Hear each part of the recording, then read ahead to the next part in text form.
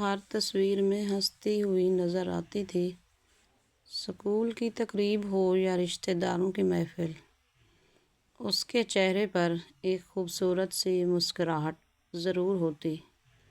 لوگ کہتے، ماشاء اللہ کتنی خوش نصیب بیٹی ہے، ہمیشہ خوش رہتی ہے۔ لیکن کوئی یہ نہیں جانتا تھا کہ اس مسکراہٹ کے پیچھے کتنا گہرا درد چھپا ہوا ہے۔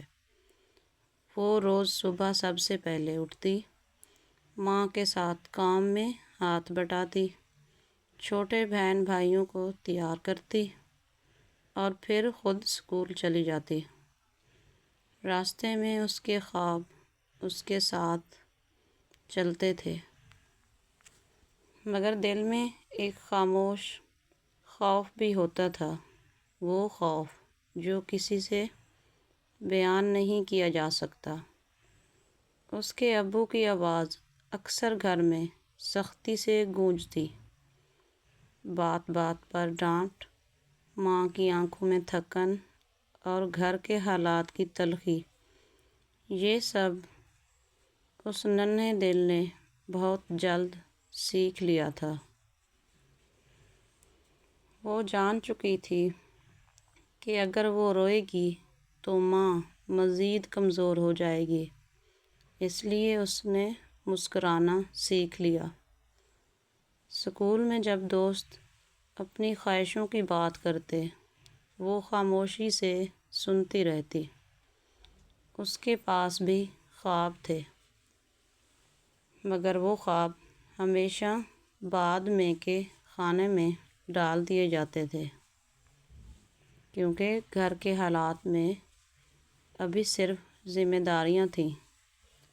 اکثر رات کو سب کے سونے کے بعد وہ چپکے سے روتی، تکیے میں منہ چھپا کر، تاکہ کسی کو آواز نہ آئے۔ آنسو گرتے اور دل ہلکا ہو جاتا۔ پھر وہ خود سے وعدہ کرتی، کل پھر مسکراؤں گی سب کے لیے۔ ایک دن اس کی ماں نے اس کے سر پر ہاتھ رکھا اور آہستہ سے کہا، بیٹا تم بہت مضبوط ہو، مگر مضبوط لوگوں کو بھی سہارا چاہیے ہوتا ہے۔ اس لمحے وہ پہلی بار ماں کے گلے لگ کر جی بھر کے روئی۔ وہ مسکراہٹ ٹوٹ گئی، مگر دل کو کچھ سکون مل گیا۔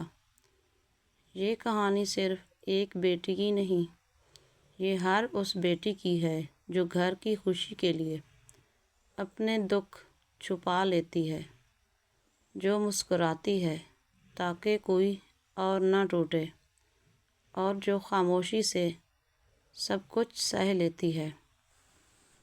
اگر آپ کے آس پاس بھی کوئی ایسی مسکراہٹ ہو تو ذرا رک کر اس کے پیچھے چھپے درد کو سمجھنے کی کوشش ضرور کیجیے، کیونکہ ہر مسکراہٹ خوشی کی علامت نہیں ہوتی۔